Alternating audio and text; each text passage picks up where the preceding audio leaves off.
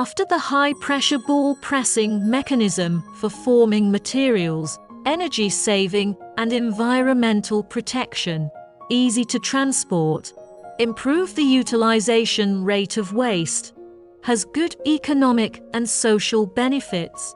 With the continuous innovation of the ball press industry technology, the types of products are also diversified. The position of high-pressure ball press is also more and more important. The newly purchased high-pressure ball press needs to pay attention to a lot of matters. Because it is a new machine, therefore, in the run-in period, the use and maintenance of high-pressure ball press should pay special attention to the formation of customary maintenance of equipment.